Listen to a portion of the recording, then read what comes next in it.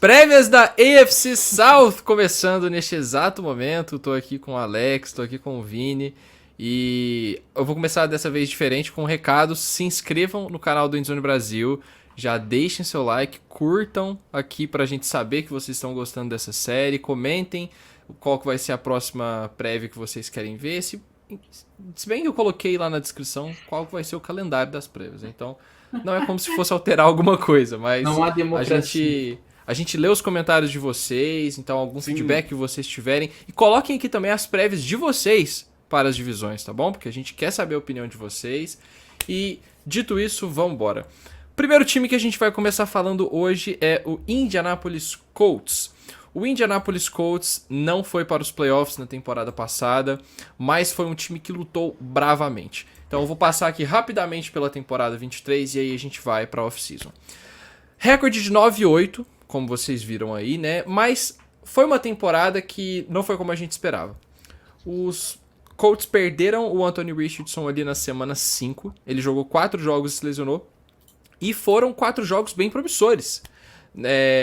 A gente achava que havia um prospecto mais cru, né? Era um cara que muita gente não tinha com nota de primeira rodada. E ele chegou muito bem com personalidade, passando bem a bola, correndo, acabou se expondo demais, teve 2 lesões, né? E não conseguiu jogar na temporada. O Gardner Minshew assumiu e foi muito sólido. O time conseguiu ter boas partidas, né? Teve um recorde positivo com o Gardner Minshew e chegou na semana 18 com chances de playoff, precisando vencer o Houston Texans, o que não aconteceu. Mas foi um time que caiu de pé na temporada e por isso muita gente tem esse time como um dos sob o radar para essa temporada, né? É o segundo ano do Shane Steichen. Alex, vamos falar então dessa off-season. O que você viu de interessante nessa off-season dos Colts? Cara, o time de Chris Ballard geralmente não faz muitas coisas na off-season, certo? Então o Colts é um time que sempre promete, mas nunca gasta muito dinheiro ali na free agents. Mas no topo do draft, principalmente, acho que escolheram 2 excelentes jogadores para complementar esse elenco. O Laiatu Latu, que era meu draft crush lá de UCLA, né? A gente ignora a parte das lesões. Acho que, estando saudável em campo, ele pode ser muito efetivo aí chegando na NFL. E o Adonai Mitchell, que vem para complementar esse corpo de recebedores aí que, cara, precisa de um cara um pouco mais alfa, assim. Eu até gosto do Michael Pittman, mas não acho que ele é uma super estrela, certo? Então acho que do lado do Mitchell, caso, né, ele dê certo aí na NFL, pode ser uma escolha muito boa aí no draft. Então, não mexeram muito, mas esse time tem um core ali, né, de alguns anos atrás, que tem muitas coisas boas, principalmente do lado ofensivo da bola, certo? E é um time interessante porque você falou bem, o Chris Ballard, ele não é um cara que se movimenta muito na free agency, mas ele sempre tem drafts muito sólidos, né? E eu gostei muito do valor que eles conseguiram no Adonai Mitchell. Um cara que estava muito cotado para a primeira rodada, foi caindo ali. A gente achou que talvez 49ers, talvez os Panthers pudessem pegar, acabaram indo em outros recebedores. Saíram outros caras ali antes dele e aí lá na pick 53, se não me engano, 54, 51. conseguiram 51, conseguiram o Adonai Mitchell. Vini, você vê o Indianapolis Colts já como um time que, baseado nos movimentos dessa off-season, é um time que vem para realmente dar o próximo passo em relação ao que foi 2023? Então, difícil, né? O Colts, como tu bem falou, o Colts ficou um drop do Tyler Goodson de talvez estar na última pós-temporada. Então, sim. Mas assim, eu acho difícil algumas coisas falar sobre os Colts, porque é um time... A gente não vai ver o mesmo time dos Colts em campo nessa temporada, porque não vai ser o Gardner Minshew o quarterback. Sim. E o time era diferente com o Anthony Richardson. E quão durável isso vai ser?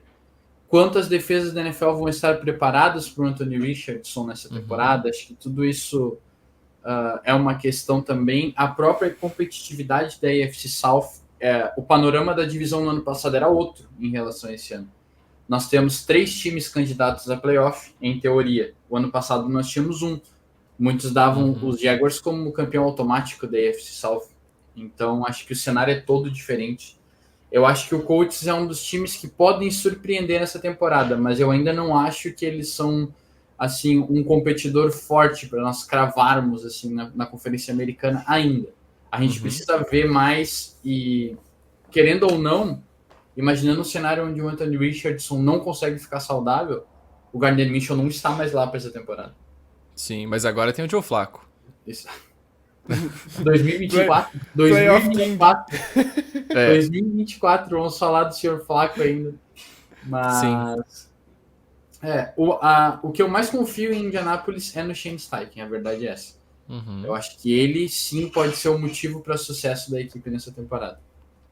O Shane Steichen, que é o ex do Alex, né? A gente brincou ano passado no timeout que aquele jogo, o último jogo da semana 18 entre Colts e Texans, era o jogo dos nossos ex, porque era o DeMeco Ryans no lado dos Texans contra o Shane Steichen. Então, já puxando esse gancho também, Alex, o que você vê de bom no Indianapolis Colts? Não tem como começar pela minha ex-PP, entendeu? Eu, cara, ainda não superei. Esse é o time que eu vou comprar como surpresa aqui nessa conferência americana, certo? Acho que o Shane Steichen já mostrou aí que é um excelente técnico, muito por quase colocar os Colts na pós-temporada com o Gardner Minshew, que eu acho que a galera vê muito o carisma do Gardner Minshew e acha que ele joga bem, que são coisas completamente diferentes, certo? Então, é um cara que vai colocar muitos run-pass options aí pro Anthony Richardson, que eu acho que a galera usou muito essa palavra de cru, né? Como se ele não tivesse preparado assim pra NFL. E acho que ele ter problemas de precisão e ter problemas de experiência, né? Ele jogou pouco no college football, é diferente dele ser cru. Eu acho que o Richardson é um cara que consegue manipular defensores com os olhos, ele escala bem o pocket, ele consegue lançar recebedores abertos. Eu acho que ele só precisa ficar saudável, como o Vini coloca, e ficar em campo pra gente conseguir ver isso. Mas eu estarei apostando nisso nessa temporada, certo? Então, Shane Steichen com Run Pass Option aí, acho que tiveram muitos problemas contra a defesa com 2 safeties no fundo do campo, por exemplo. E ter um quarterback móvel como o Anthony Richardson vai ajudar. Ele e o Taylor jogaram um snap juntos na temporada passada, um só. Então a gente vai ver um backfield aí diferente esse ano, né? Acho que o corpo de recebedores com o Mitchell aí fica um pouco diferente. A OL também, que não é tão dominante quanto foi um dia, mas voltou a jogar bem na temporada passada depois de uns anos abaixo. Então acho que principalmente aí do lado ofensivo, que foi tudo que eu disse aqui, é um time né, que tem tudo aí para continuar produzindo bem nessa divisão. E se frisou muito do lado ofensivo da bola. Eu presumo então que o que temos de ruim seja o lado defensivo. É isso? Pois é, você tem ali peças como o Latu, que querendo ou não é novato. Você tem o Kenny Moore, que é um ótimo slot corner, que é uma posição bem subestimada aí. DeForest Buckner, sim, que é um excelente defensive tackle. Saudades.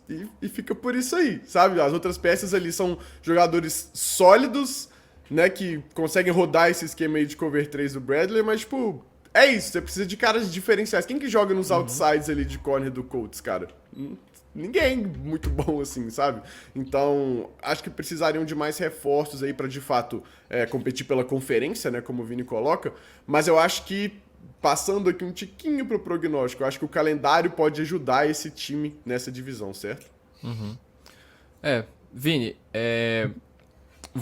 o Alex comentou aqui em off antes que ele estava apostando nos Colts para vencer a divisão, para ser o grande campeão da AFC South. E você é um cara que tem um pouco mais pés no chão, então eu queria saber de você, mano. Como você vê os Colts já entrando no nosso prognóstico para essa temporada, juntando tudo isso que a gente falou dos pontos positivos, da inexperiência da defesa, onde que os Colts entram nessa temporada? Eu só tenho uma coisa para dizer para Alex: poucas coisas são mais sedutoras do que boas lembranças de um ex. Sim, Vini. Só isso. Mas o Alex, que inclusive, foi nesse programa, Alex, que a gente descobriu que você era a favor de voltar com a ex? Acho que foi, mano. Foi, eu né, mano? Namoro minha ex há 5 anos, certo? Amor, eu te amo. Voltem com as ex de vocês, eu recomendo super. Conselho, hein, Vini? Que conselho. Okay. Conselho Voltando, de psicólogo, então. tá? Psicólogo. Eu diria, depende da ex, né? Perfeito. Claro, sem dúvida. Bom, eu acho assim, o Colts, ele é um forte candidato a ser aquele time que empolga na temporada. E quando eu digo time que empolga, é porque dificilmente nós vamos ver qualquer jogador dos Colts que vai ser um first team all-pro na temporada. O Colts não deve ter o líder de jardas recebidas da NFL, mas ele pode ter 2 jogadores com mais de 1.000 jardas recebidas. Ele dificilmente vai ter o líder de jardas terrestres da NFL, mas ele pode ter um jogo corrido muito forte com Anthony Richardson e Jonathan Taylor. Da mesma forma na defesa. A gente não vai ver o time sendo o que mais tem sacks na temporada, mas a rotação da linha defensiva pode fazer uma pressão, de certa forma, consistente. Mas aqui a gente está falando de cenários onde tudo vai dar muito certo, e eu acho que esse é o principal problema dos Colts. Tudo tem que dar muito certo. O time não tem muita margem para errar. Então, assim, eu acho que o teto desse time é alto, como time. Mas eu acho que o piso ainda não é tão alto assim. Eu não vejo eles brigando pela divisão. Eu acho que a briga pela divisão ficará restrita entre Jaguars e Texans hoje. Mas, na verdade, pensando até que é mais um monólogo dos Texans. Mas, enfim, isso é papo para mais depois. Eu acho que os Colts, eles brigam por wild card na Conferência Americana, sim. Porém, o wild card da Conferência Americana dá muito pouca margem para erro. Como vocês vão ver ao longo das prévias, tem muitos times, muitos bons quarterbacks. E aí vem o ponto onde eu queria chegar. Eu acho que hoje a Conferência Americana tem muitos times mais preparados que Indianapolis. Se os Colts fossem da NFC, eu acho que eles poderiam brigar por coisas maiores até. Mas na acirrada Conferência Americana, eu acho que falta cancha para esse time um pouco, mas para mim é um dos times que estão mais quentes para o futuro na AFC. Eu tenho uma visão intermediária entre os pontos de vocês dois. Eu acho que é um time que vai ficar à frente dos Jaguars, mas atrás dos Texans. Porque tem uma coisa que me incomoda muito nos Jaguars, que a gente vai falar mais pra frente, que é a comissão técnica, especialmente quem chama as jogadas nos Texans, que é o Press Taylor. E é um time que eu vejo que enfraqueceu da temporada passada pra cá. Tá apostando agora em recebedores novos, etc. Enquanto os Colts, eu acho que eles se fortaleceram. Eu entendo muito esse lado defensivo, porque os Colts realmente foram um time que em várias ocasiões cederam muitos pontos na temporada passada. Teve um jogo em que eles cederam, acho que 39 pontos para os Browns, né, num jogo que eles perdem. E o ataque fez 38. E em diversos momentos a gente sentiu que mesmo que esse time pudesse empolgar, ele não era consistente para a semana seguinte. E eu acho que o que pode fazer a chave virar um pouco para os Colts é justamente o desenvolvimento do Anthony Richardson, porque ele se mostrou um QB muito confiante, muito seguro com o que ele fazia com a bola. Então a gente não viu um protótipo de Lamar Jackson, que era o que muita gente que não viu o Anthony Richardson jogar e tirou como um protótipo físico, achou que ele ia ser um cara que ia correr só com a bola e tal. Ele se mostrou um cara seguro passando a bola, ele tem mecânicas refinadas e tudo mais, e processando o jogo muito rápido. Então a gente sabe que durante esse período em que ele ficou lesionado, ele não ficou parado jogando videogame. Ele ficou estudando, ele se desenvolveu de uma certa forma. Eu sei que o Vini olhou aí pensando no Kyler Murray já, mas enfim. Saiu EA College Football, pai. A piada não sai do Vini, velho. Mas tem como, né, mano? Tem jeito. Mas eu realmente acredito. Tá na BM e lança o melhor jogo de futebol americano da história. E aí, como é que fica? Pois é. Complicado. Mas eu realmente acho que o Anthony Richardson esse ano vai continuar o que ele estava fazendo nas 4 semanas iniciais. Eu não vejo uma regressão, porque o piso, mesmo que pequeno que a gente viu, já foi um piso bom.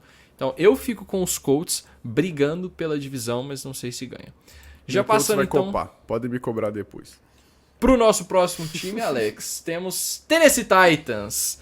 Também um outro time que a gente não viu uma temporada muito empolgante, que tinham boas coisas para se ver do Tennessee Titans, mas eu também senti que foi um time que o projeto de 2023 não foi um projeto claro, sabe? Você drafta um QB na primeira escolha da segunda rodada, na segunda escolha, não lembro se o Elias foi 33 ou 34, e você não bota ele para jogar logo de cara. Ok, então você mantém o status com o Ryan Tannehill. Foi um time que foi sem sal. A temporada dos Colts foi uma temporada cinza pra mim. Em nenhum momento... Dos Colts não, dos Titans. Em nenhum momento foi um time que parecia ser perigoso. Então, recorde de 6-11, ficou ali no top 10, no topo do draft, né? Ficou fora dos playoffs. E eu senti que foi esse o motivo que fez a diretoria demitir o Mike Vrabel. Muita gente não entendeu esse movimento, porque o Mike Vrabel foi técnico do ano. Nas últimas 4 temporadas ele teve essa premiação, chegou em final de conferência, conseguiu voltar para os playoffs também. Só que foi seed 1 da AFC, inclusive, naquele ano que os Bengals foram pro Super Bowl. Mas eu senti que faltou um pouco de agressividade por parte dos Titans em acelerar esse projeto. E quando o Will Levis entra, a gente vê um time que teve coisas interessantes. Teve um jogo ali de 4 touchdowns, foi a estreia do Will Levis. Depois disso, ele teve números um pouco abaixo e tal. Ele lançou 4 touchdowns nos últimos 8 jogos. Mas a gente viu boas coisas dele. É por isso que os números não podem dizer tudo. Porque teve um bom jogo contra o Jacksonville Jaguars ali na última semana. Teve um bom jogo contra o Miami Dolphins fora de casa, em que os Titans viram um jogo onde o Levis faz 2 últimos drives perfeitos. E essas coisas me fazem acreditar que pode ser também um time que tá passando abaixo do radar da maioria da galera, porque não é um time com grandes estrelas, mas que talvez esse projeto comece a mudar. Uma coisa que os Texans fizeram nessa off-season, que os Titans fizeram nessa off-season, que eu gostei bastante, a contratação do Brian Callahan, que é ex-coordenador ofensivo do Cincinnati Bengals, trazer essa mentalidade ofensiva para o head coach, é algo que eu gosto bastante. A gente vê poucos head coaches com mentalidade defensiva, e quando é um cara de mentalidade defensiva, ele precisa ser um grande líder, como um Dan Campbell da vida. O Brian Callahan é uma incógnita, mas ele talvez vai dar esse elemento de um projeto novo que a gente precisa ver agora. Por quê? Porque os Titans perderam... Cara, eu vou confundir os nomes de todas as equipes aqui. Eu falei... Cada vez que eu fui falar dos Titans, eu falei o nome novo. Mas a AFC South é uma grande família, né? É uma grande família, cara. Os Titans perderam um dos maiores ídolos de sua franquia, que é o Derrick Henry. E isso pode ser algo ruim, mas pode ser algo bom também, porque você engloba todo um novo projeto que está começando agora do zero.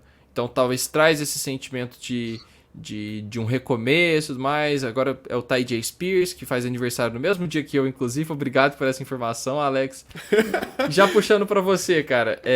Vamos falar então da off-season do Tennessee Titans, cara. O que esse time fez que chamou a atenção? Mano, primeiro, bela referência ao Endzona. Se você não assiste o Endzona, assista os episódios aqui no canal do Endzona Brasil pra entender essa, certo? Mas, sobre a off-season do Tennessee Titans, acho que é um time completamente diferente, né? Começando aí pelo técnico, que o Mike Vrabel, muita gente gosta dele, né? E não entendeu essa saída como você coloca. E eu lembro da dona do Titans dizendo que, caçar ao mesmo tempo é diferente de caçar junto. Então, acho que o Mike Vrabel queria mais um controle do elenco, né? Enquanto ela queria recomeçar as coisas, e a última temporada ficou um pouco desfigurada aí no meio termo das duas coisas. Então agora chega o Callahan, só que o time também muda bastante coisa, né? Então, você traz ali no draft o Jay Slayton, um tackle, né, que eu gostava bastante para essa OL, que precisa aí de reforços, que foi muito, muito mal na temporada passada. O Brian Callahan traz o pai dele, que é técnico de linha ofensiva e um dos melhores da NFL também. Nepo Father. Nepo Father. Essa é Nepo Father demais, cara, muito bom.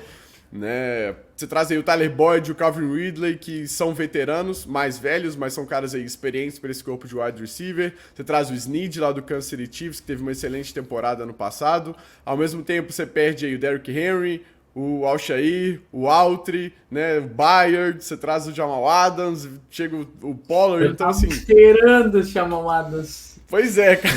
Tem o linebacker de Jamal Adams. Muita coisa diferente nesse Tennessee Titans. Então, é um time que, antes da gente passar aí, acho que se repaginou justamente para tentar descobrir o que tem no quarterback, né? Então, se é um time ali que faltava bastante coisa, trouxe vários veteranos, colocou ali o talento jovem que conseguiu, né? Pagou bastante gente aí para falar, tá, esse é o time do Will Levis. O que o Levis vai fazer com esse time agora? Sim. Vini, o que a gente tem de bom e o que a gente tem de ruim no Tennessee Titans? Começando o que eu acho de ruim nesse time. Primeiro, eles perderam 2 referências, isso sempre é complicado. Sim. Perderam o Derrick Henry, que nos últimos 6 anos era o principal jogador desse ataque. E perderam o Mike Vrabel, que era grandemente por trás da defesa, que nos melhores momentos do time era protagonista. Porque às vezes a gente lembra das temporadas de 1.500, 2.000 jardas do Derrick Henry, mas a gente esquece que a defesa dos Titans era top 5 da NFL nessa época. Inclusive no ano que o time é seed 1 da AFC, é top 1 da NFL naquela temporada. Então, assim, acho que são coisas... Nomes daquela defesa não estão mais, como Autry, como Kevin Byard. Outros ainda estão, mas talvez não vivam mais seus melhores dias, como Jeffrey Simmons. Então, E a grande questão para mim é que no ano passado os Texans, para mim, era o famoso fim de festa, sabe? Os Já Titans. tinha, a música já tinha voltado 2 décadas no tempo, o chão já estava sujo de cerveja, já estava bem complicado, assim, tu não sabia se a festa ia ter mais um pouco, já estava acabando, porque foi bem isso. O time parecia que ia reconstruir, mas estava pegado ainda nos veteranos e na velha fórmula de jogo. E, na minha humilde opinião, jogou fora o primeiro ano do Will Levis. Eu também acho. E o Will Levis não tem 5º ano de contrato. Sim. Vale a pena falar isso. Então, assim, agora o que me pega no time é o seguinte: eles têm que recomeçar, mas eles não têm muito tempo pensando em renovação com o quarterback. Então, eles estão numa reconstrução meio acelerada, porque eles estão reconstruindo, mas eles trouxeram Calvin Ridley, eles trouxeram DeAndre Hopkins, já, então, ou seja, eles já estão. Não é um time de garotos, é um time de jovens com velhos, para tentar acelerar o processo um pouco. E, sinceramente, essa combinação não costuma funcionar na NFL. Eu não acho que o time está num bom caminho. Assim, reconstruções que dão certo, elas costumam ser do zero. Ou então você tem um quarterback, como por exemplo os Chargers, e vai tentar reconstruir em torno dele. Ok, esse é outro caminho. Então eu não vejo os Titans com bons olhos. Eu acho que eles têm pontos positivos, eles têm alguns jogadores experientes que podem ajudar em alguns momentos de dificuldade e tal. Mas e eu acho que o calendário do time é muito cruel. Assim, falo isso sem medo. Existe um mundo onde os Titans chegam na semana 9 para jogar com os Patriots 08. Qual que é o calendário? Quais são os primeiros outros? Eles vão estrear contra Chicago em Chicago. Estreia do Caleb Williams. Eles vão jogar contra os Jets fora de casa, em casa na segunda rodada. Depois eles jogam com os Packers. Depois eles jogam com os Dolphins, Colts, Bills e Lions. Nossa. Então, assim... É um péssimo começo de ano. Esse time vai ter que render. Tipo assim, eles não vão ter tempo para se descobrir quem eles são. E é tudo novo, como a gente falou. Eles saem de uma cultura muito rígida do Mike Vrabel para, enfim, a cultura que o Bryce Callahan vai querer fazer agora. Só que, cara, eles podem chegar na semana 10 pensando com a temporada encerrada já. E aí já são só mais 2 anos de Will Levis. E aí? Você tá no topo do draft de novo? Vai draftar outro quarterback? Vai dar mais um ano pro Will Levis? Tudo isso começa a virar um fator. Então, assim, eu não vejo os Titans com bons olhos. Por conta desse cenário todo. Mas acho que se esse time chegar com tanta derrota assim, eles não vão ficar com o Will Levis, cara. Pois é, exatamente. Mas aí então... essas 8 derrotas seguidas significaria que o Will Levis não tava fazendo nada. Porque eu não acho que... vamos lá, quando a gente olha no calendário, assim, é fácil botar o Titans perdendo tudo, porque eles são meio que zebra em todos esses jogos. Só que a gente sabe que a NFL não funciona assim. Sempre tem um time ou outro que performa abaixo do esperado. E o que me deixa intrigado com essa divisão, e é o que me fez ficar tão empolgado pra gente falar sobre ela tão cedo aqui nesse programa, é que talvez a divisão com cenários de QBs mais interessantes dessa temporada. A gente tem o Anthony Richardson, que mostrou muita coisa, mas não jogou na temporada passada. Quer dizer, mostrou pouco, mas quando mostrou muito. A gente tem o Trevor Lawrence, que acabou de se tornar o QB mais bem pago da NFL. A gente tem o CJ Stroud, que para muitos já é um QB ali do topo do escalão. E a gente tem os Titans, que tem um QB que tem todas as ferramentas físicas. Ele tem uma mecânica linda, todo treinador que você vai procurar que ensina mecânica, bota um vídeo da mecânica do Will Levis lá. Ele tem um braço extremamente forte, um release muito rápido, ele se move bem, só que a gente sabe que QB não é isso. Então, muito vai passar pelo desenvolvimento mental do Will Levis. Como o Will Levis toma decisões? Será que a chegada do Calvin Ridley e a manutenção do DeAndre Hopkins dá alvos de segurança para um QB jovem que precisa desenvolver essa confiança? Então, tudo isso vai ditar o ano de 2024 do Tennessee Titans. Qual Will Levis que a gente vai ver? A gente vai ver um Will Levis já amadurecido? A gente vai ver um Will Levis tomando conta desse ataque? Porque ano passado ele entrou nas últimas 9 semanas. Então, ele começou a temporada no banco e tal. A gente sabe que entrar no meio da temporada é diferente de você ter uma pré-temporada inteira, tendo os snaps do primeiro time, etc. Então, o meu prognóstico é parecido com o seu, Vini. Eu acho que... Eu não gosto de usar essa frase que pode dar certo ou pode dar errado, porque é óbvio, tudo pode dar certo ou pode dar errado. Mas esse recorte que você trouxe dos jogos é muito importante. Na semana 10 a gente vai ter uma noção de qual Tennessee Titans vai terminar a temporada. Se vai ser um Tennessee Titans com um prognóstico positivo, pode ter ali até um recorde negativo. Vamos botar um recorde ali de 3 vitórias e 5 derrotas. Mas se essas derrotas forem porque o time não tem uma defesa boa e não porque o QB é incapaz de manter o time competitivo, eu acho que pode ser que a gente tenha uma segunda metade de temporada interessante. Você tem uma visão parecida ou você tá mais pessimista com os Titans, Alex? Cara, eu tô mais ou menos por aí, porque eu não sou fã de Will Levis, certo? Não era quando estava aí, né, vindo do draft, e não achei que ele fez o suficiente na temporada passada. E atrás dessa OL aí, que sim, tem peças ali que podem se reconstruir, né? Igual eu falei, eu gostei da escolha do Leighton. Não sei se vai funcionar, sabe? Eu acho que o fit com o head coach é bom, e eu acho que o projeto de montar esse time ao redor dele pode funcionar para descobrir o que tem no Will Levis. Agora, Alex, você precisa apostar. O Will Levis vai dar certo ou não vai? Eu acho que ele não vai, certo? Eu tendo que apostar. Eu, claro, posso estar errado, mas eu acho que esse time tem um piso ali que sim, vai dar umas 6 vitórias, como foi ano passado, talvez, sabe? Até... sei lá, 7 vitórias, alguma coisa assim. Mas eu não acho que esse time vai disputar a divisão, sabe? Não acho que esse time vai conseguir sonhar muito alto, porque eu acho que o quarterback vai limitar, sim, né, o teto desse time, e a defesa ainda vai precisar se reencontrar. E quando você tá numa defesa aí com várias peças novas, você precisa de um quarterback que consiga compensar lá do outro lado. Eu não sei se o Will Levis pode ser essa pessoa pro Tennessee Titans agora. Eu acho até que esse cenário de 7 vitórias eu consideraria uma temporada positiva para Tennessee. Porque eles teriam evoluído em relação... Eu não acho que Tennessee está pensando em brigar para o playoff. Mas a questão é que pega, quando eu vou falar dos Titans, me lembra muito a discussão que a gente tinha sobre os Panthers no ano passado. Não sei se vocês lembram quando a gente fez as prévias, e eu falei a mesma coisa. Eu disse, cara, existe um mundo onde o Panthers começa 0-7. Sim. Porque eles não eram favoritos em nenhum dos 7 primeiros jogos. Então, quando você olha para um calendário e você não é favorito em nenhum jogo, nas 7, 8, 10 primeiras semanas, isso é muito preocupante. Significa que você vai estar sempre correndo atrás da máquina, e isso não é bom para um time que está pensando em começar alguma coisa.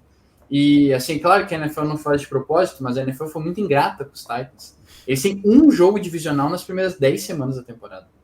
E jogar dentro da divisão é mais fácil do que jogar fora. Porque você tem mais material, tem mais contato com o time, os próprios jogadores, por mais que a comissão técnica não conheça, os jogadores já estão acostumados a jogar contra os Colts, contra os Texans, contra os Jaguars, e eles não vão ter isso. Eles vão navegar... Tem todo elemento surpresa também, né, Vini? Tipo, tudo pode acontecer num jogo divisional, então... Exatamente. Então, e eles vão, tipo, nadar rumo ao desconhecido toda semana. E se eles tomam uma paulada de Green Bay, eles têm que viajar para Miami, e assim vai, sabe? Então pode virar uma bola de neve. E é por isso que eu acho que esse projeto não vai dar certo. Ok. Vamos falar agora do Jacksonville Jaguars, um outro time que também não foi para os playoffs na temporada passada, mas esse aqui a gente precisa colocar mais um pouco de contexto. Então vamos lá. Recorde de 9-8 em 2023. Porém, os Jaguars estavam 8-3 até a semana 13. E aí o que aconteceu? Num jogo de segunda-feira à noite contra o Cincinnati Bengals, o Trevor Lawrence tem uma lesão. E essa lesão não tira ele de campo. O Trevor Lawrence não perdeu nenhuma semana. Porém, na verdade, eu acho que teve uma semana que o CJ Beathard jogou, não foi? Foi algo assim. Mas ele não perdeu longo tempo por lesão. Só que a gente viu que ele não estava 100%. Que ele estava incomodado, que ele estava limitado, a mobilidade dele mudou.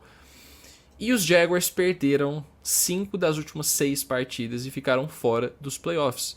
E isso gerou muita desconfiança das pessoas com o próprio Trevor Lawrence, tanto que quando ele assina o contrato nessa off-season para se tornar o quarterback mais bem pago da NFL em média anual, com 55 milhões empatados com o Joe Burrow, muita gente não entendeu esse contrato, porque o Trevor Lawrence é visto por muita gente como um cara que está perigando ser bust, o que para mim é loucura. O que a gente vê do Trevor Lawrence em campo, e aí até a minha câmera até travou, porque as pessoas ficam em choque com essa informação. Tá? É assim que a gente tem que improvisar quando a tecnologia trava, mas vamos lá. eu vejo um cara que ele tá a, tipo, um passo de serviço, talvez, pela maioria das pessoas, como um quarterback quase elite, cara. Porque ele é muito bom. Você vê a forma como ele processa o jogo, a forma como ele toma decisões.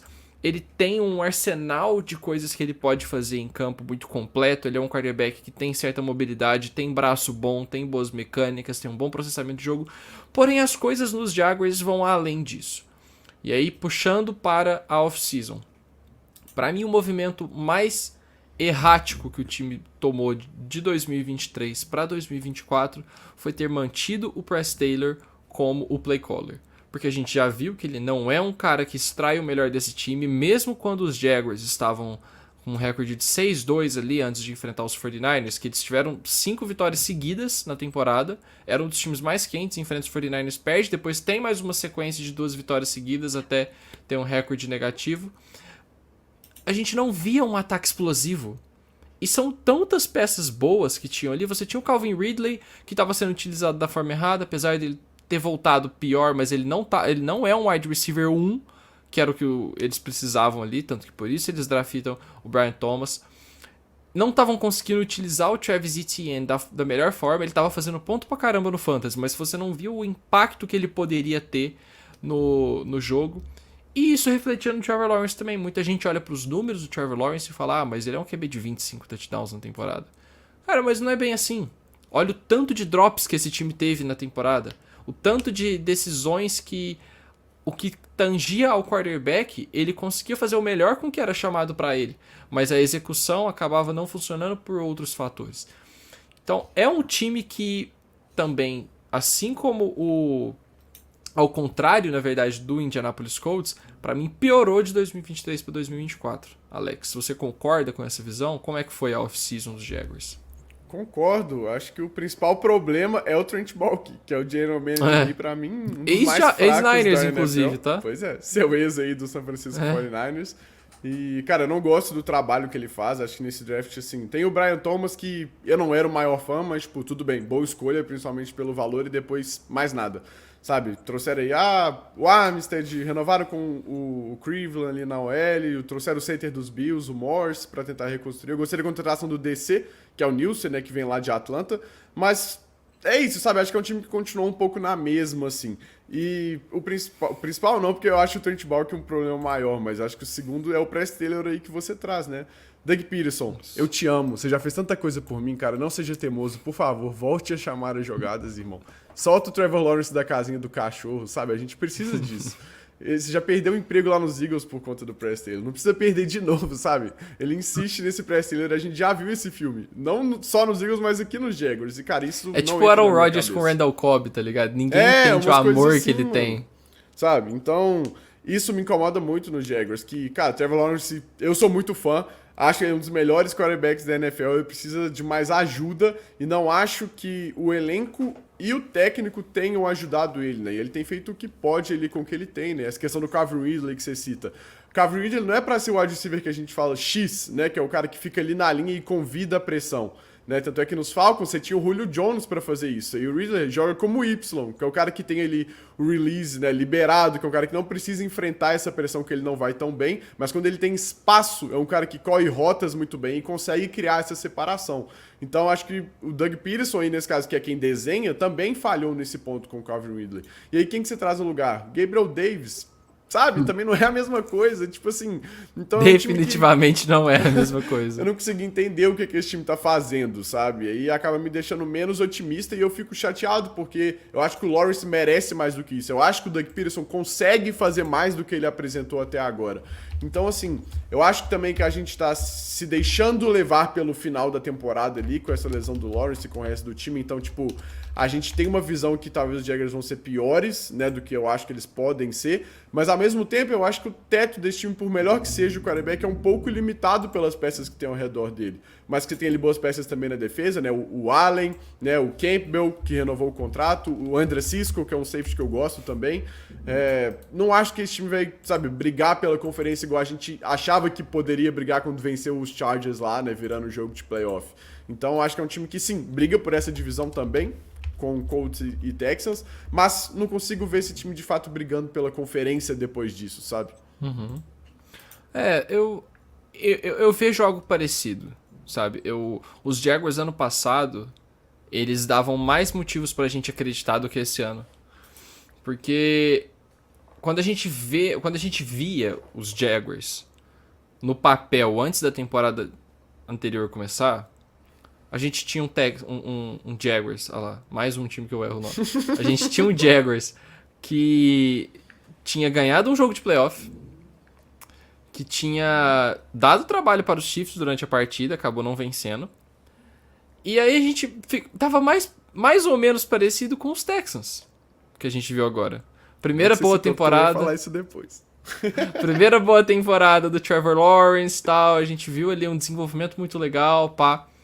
E aí o que eles tentaram fazer em 2023 deu certo. Eles mantiveram praticamente tudo para 2024. Eles estão apostando que o trabalho precisa de continuidade. Pode dar certo? Pode dar muito certo.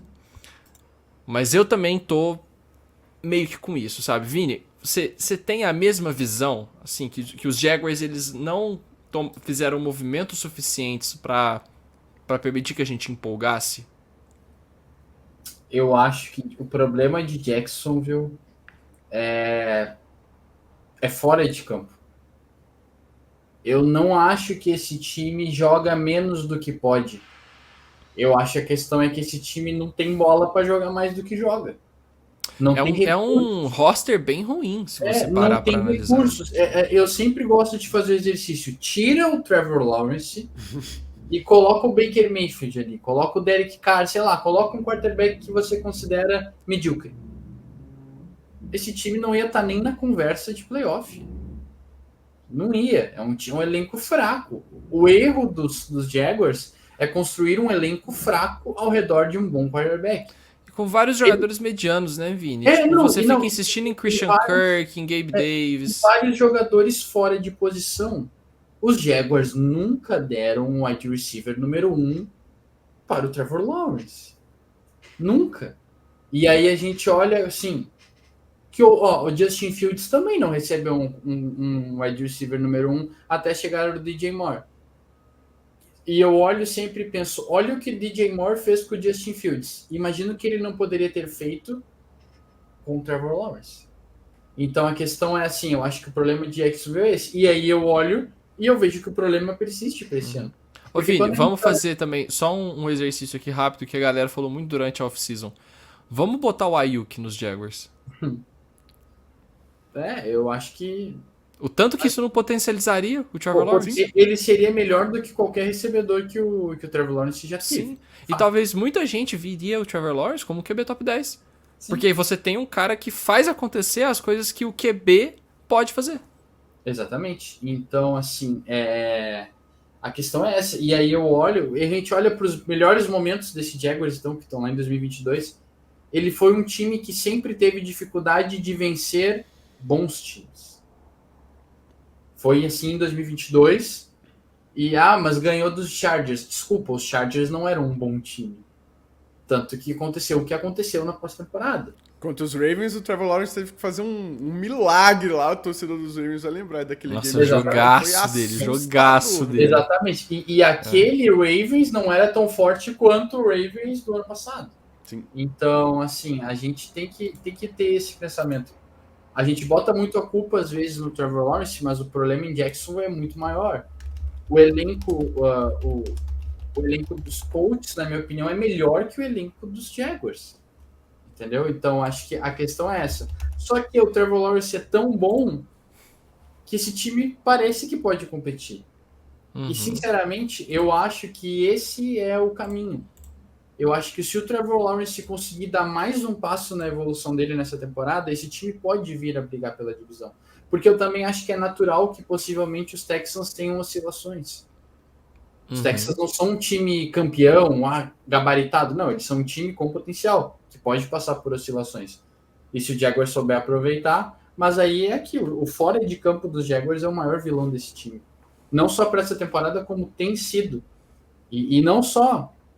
Agora, antes mesmo do Doug Peterson e do Press Taylor chegarem, esse time draftou o Travis Etienne na primeira rodada. Então, assim, é uma gestão problemática há mais tempo já.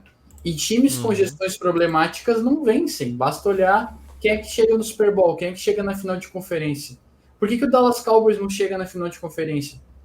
Porque o Dallas Cowboys tem uma má gestão fora de campo e o time é bom, o time é melhor do que o time dos Jaguars. Então, times com problemas fora de campo tendem a não ter sucesso na NFL. Eu espero que isso não aconteça porque eu gosto do Trevor Lawrence. Mas é difícil achar motivos para acreditar em Jacksonville fora ele. Ô Vini, vamos fazer um exercício, todo mundo aqui que tá nessa call. Vocês preferem o Trevor Lawrence ou o Jared Goff? Trevor Lawrence. Lawrence. Vocês preferem o Trevor Lawrence ou o Brock Purdy? Trevor Lawrence. Trevor Lawrence. Vocês preferem o Trevor Lawrence ou o Jalen Hurts? Trevor Lawrence. E tá vendo, gente? Não é má vontade com os QBs. É porque a gente tá tentando fazer uma análise que foge dos resultados dos times, que foge do que esses caras têm ao seu redor. Um QB que é competente, um QB que é bom, ele vai conseguir prosperar em um time que tenha um bom esquema de jogo, boas peças. E é por isso que a gente fala que também que a gente não precisa ficar colocando todo jogador numa lista e tal. É um exercício que eu quis fazer aqui pra gente imaginar o que o Trevor Lawrence tem de diferente, então, para esses QBs que a gente citou. O Jared Goff tem uma linha ofensiva excelente, tem um dos melhores coordenadores ofensivos da NFL, tem ótimas armas ofensivas, é um time que investiu nisso nos últimos anos. O Lions não era assim. O Lions tem o Amon-Ra St. Brown, tem agora o Jamo, tem o Sam Laporta, tem o Jahmyr Gibbs. Isso daí são tudo caras de 3 drafts atrás. Brad Holmes faz um trabalho fantástico lá. Exatamente, cara. O San Francisco 49ers. O San Francisco 49ers é um time que tem o melhor elenco de apoio da NFL, talvez a melhor mente ofensiva da NFL da atualidade. O Philadelphia Eagles tem um esquema de jogo todo voltado para tirar o melhor das qualidades que o Jalen Hurts tem.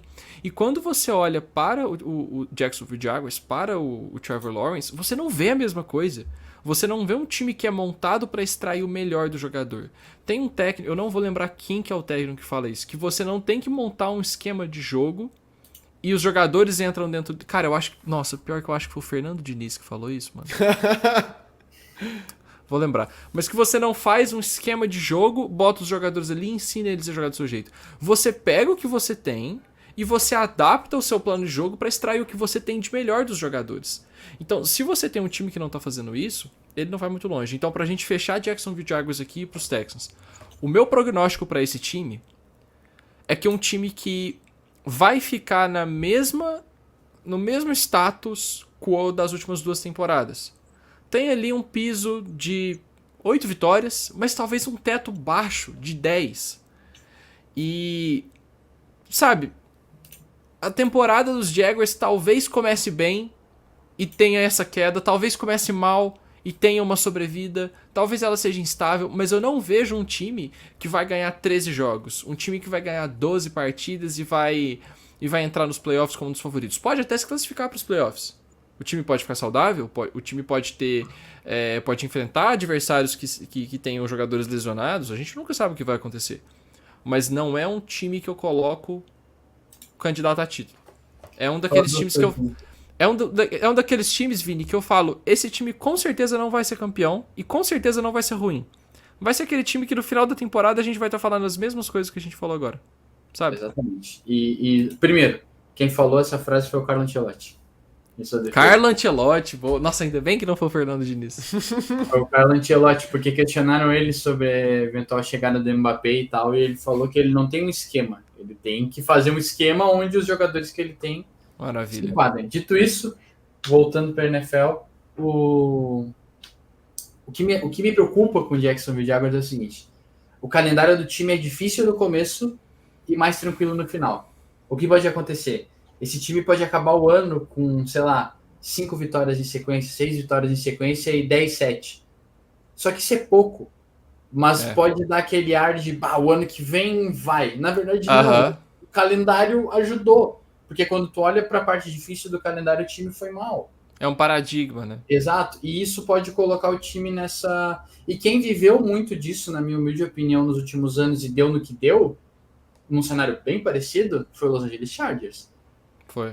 O Chargers sempre acabava a temporada sonhando com playoff, ou chegava, como chegou ali no ano. Só que tu via assim, cara, esse time não é um time vencedor. É o que tu falou, tu olhava e tu tinha certeza. Esse time não vai ganhar o Super Bowl, mas ele também não vai ser horroroso. Até uma hora que todo mundo se machucou e deu no que deu ano passado. E eu acho que os Jaguars têm uma grande chance de seguir por esse caminho se continuar tomando as decisões administrativas que tem tomado. Cara, Você concorda, pra finalizar, eu acho que o Trevor Lawrence também, só pontuando, ele não é perfeito, né? A gente não é só o coitadinho que tá aí, ele tem muito problema de fumble, por exemplo, acho que a gente precisa citar isso. E eu acho que, cara, o prognóstico é esse, né? De vai ganhar de quem tem que ganhar, vai perder de quem tem que perder. Acho que vai ser mais ou menos isso aí a temporada de Jacksonville. E eu adorei que a gente passou aqui 15, 20 minutos falando, em momento algum falamos da suposta primeira escolha geral, Trevor Walker, certo? Eu nem lembro que ele existe, passado, nem lembro que ele existe. Cara, eu esperava mais. Não esperava não, né, no caso. Deveria render mais. Eu achei ele um bust do dia que ele foi escolhido, naquele momento já. Ele teve um bom ano. É o Trent Baalke tentando ser mais inteligente que todo mundo, né, cara? Isso aí pra mim é o maior erro sempre. Cara, tu não sabe mais que todo mundo. Sim. Isso. Se você tá numa sala e você tem uma opinião e você acha que você é o gênio, provavelmente você não é. Partindo então agora para o Houston Texans. O queridinho dessa off-season, né? O Houston Texans, como o Alex bem disse aqui, é um time que todo mundo tá apaixonado. Você não vê ninguém falando algo negativo do Houston Texans. Por quê?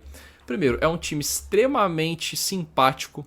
Você tem aí o time mais novo da NFL, então ninguém meio que rivaliza com os Texans. Todo mundo quer ver os Texans bem.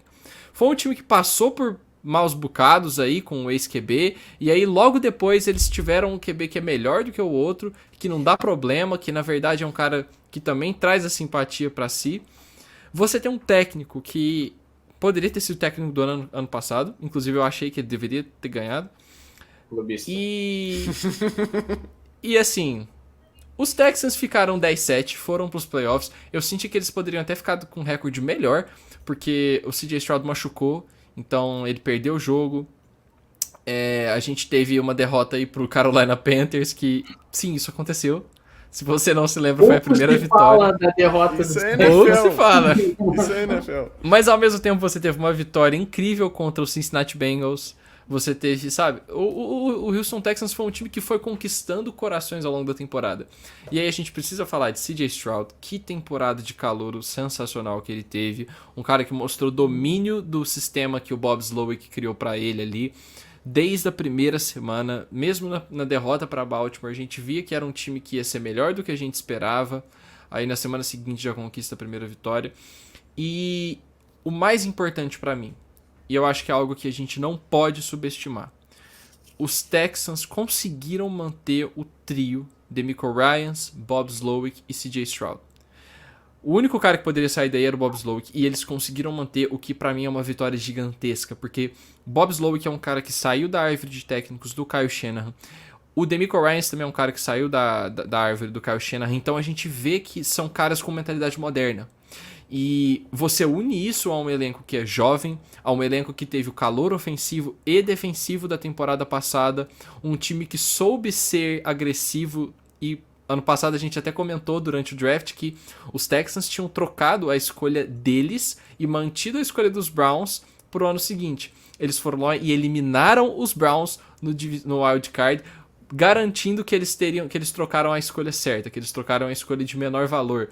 E isso pra mim diz muito da mentalidade do time. Eu vou passar a bola pra vocês pra gente falar do que esse time tem de bom, do que esse time tem de ruim, o que pode preocupar. Mas pra mim, se eu pudesse resumir o Houston Texans em uma qualidade, eu acho que é um time extremamente competente. O projeto que eles tentaram implementar junto com o DeMeco Ryans nasceu pra dar certo. O time tem a mentalidade correta, o time fez movimentos inteligentes, não saiu contratando um monte de estrela, eles foram trazendo os jogadores de acordo com a necessidade, trouxe ali o Jimmy Ward, agora para essa temporada chegou o Alshire, né? Ele tá lá, se não me engano, né? Trouxeram um jogador que eu achei que talvez ele possa ter um rendimento menor, mas é um nome interessante, o Joe Mixon, não pagando extremamente caro. Stephon Diggs agora, então, vamos lá, Vini. Off-season do Houston Texans, tá? O que te chama a atenção? Cara, eu tenho um pé atrás só, uma coisa, um pequeno detalhe. Se chama Stephon Diggs. Por quê? Eu acho que o Diggs é um bom recebedor, eu não acho que ele tá acabado. Até porque eu falei sobre isso. Eu não me lembro se eu falei sobre isso num programa. Não foi no programa porque a gente não gravou o UFC ainda. Falei isso numa reunião nossa. Assim, a queda de produção do Stephon Diggs no ano passado veio depois da saída do Ken Dorsey.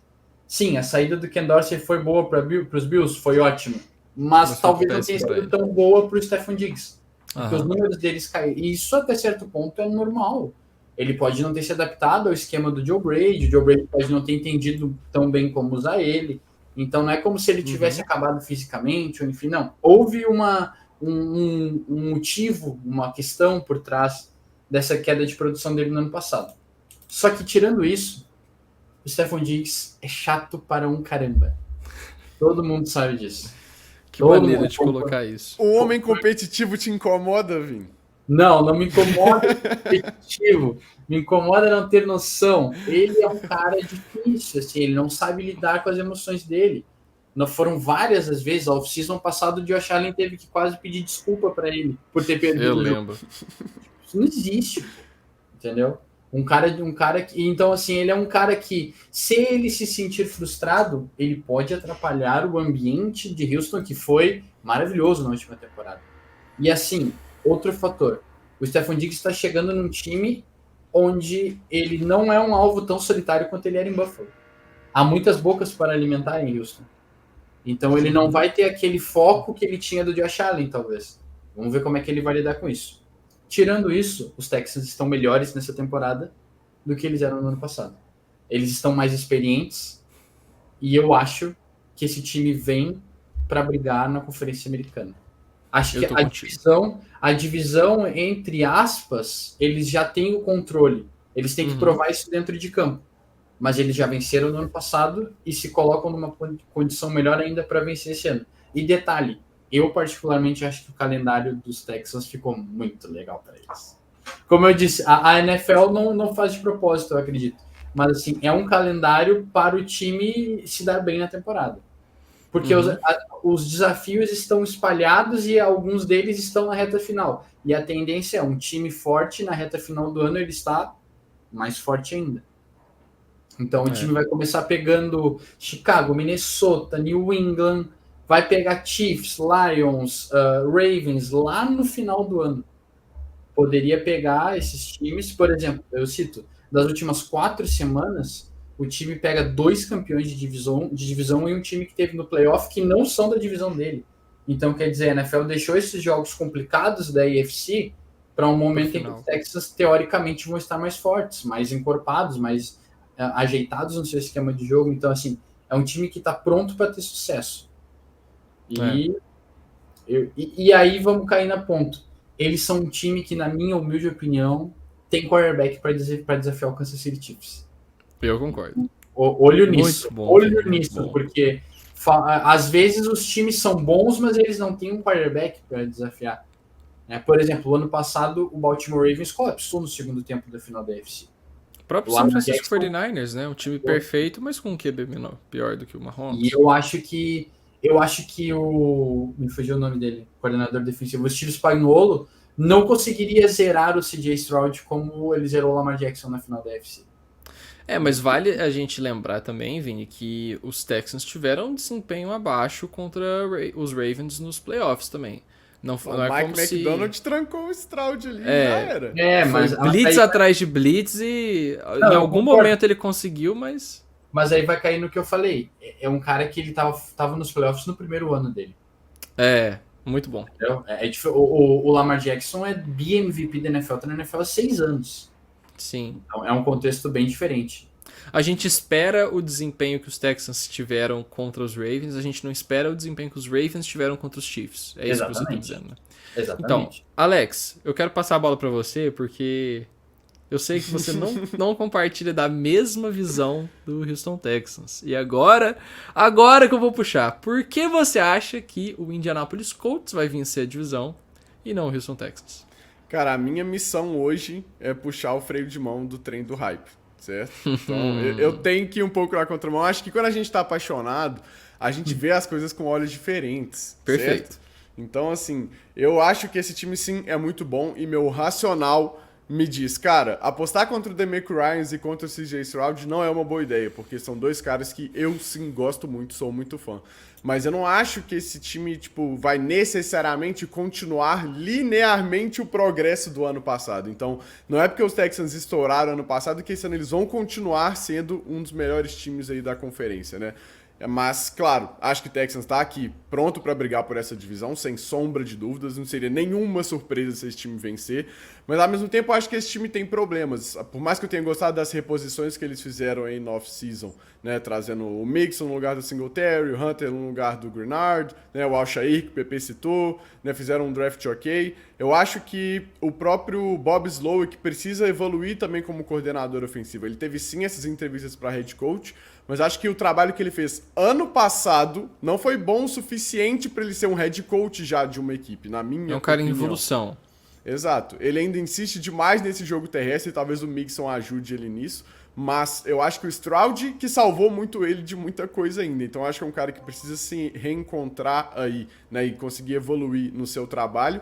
Enquanto do outro lado, por mais que o DeMeco tenha conseguido desenvolver, né, os jogadores aí do lado defensivo, acho que essa secundária principalmente ainda tem problemas, né? O Stingley sim jogou muito bem, mas além ali do talvez o Pitre, né, o Al-Shaair que tá assim chegando agora, né, o Lester, por exemplo, que veio do draft, vai precisar render como novato.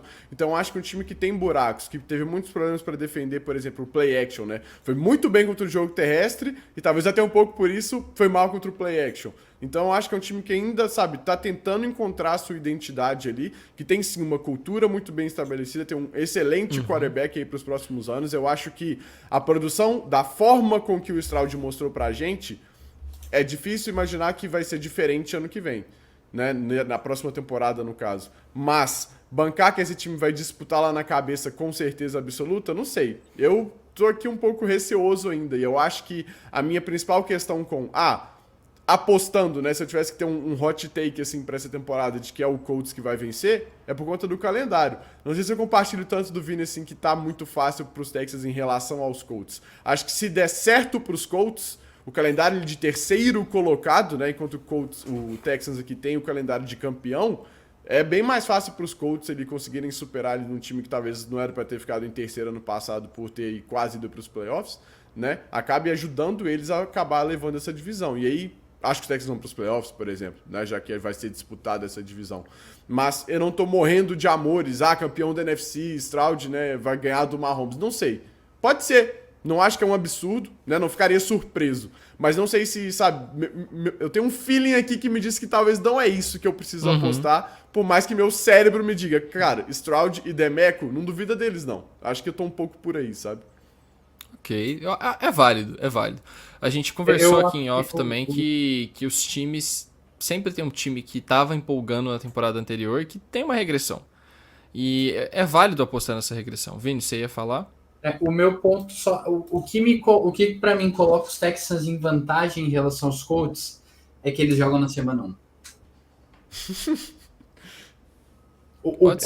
O Colts recebe os Texans na semana 1. Então, para mim... Aquele que é o jogo mais importante da temporada de Indianápolis, que é o confronto contra Houston em casa, é na semana 1. Então, assim... Quando o time ainda não tá engrenado. O não vai ter nem tirado a ferrugem do corpo dele ainda, e ele vai ter que ganhar do time a ser batido, entre aspas. E eu acho que isso é uma vantagem para os Texans.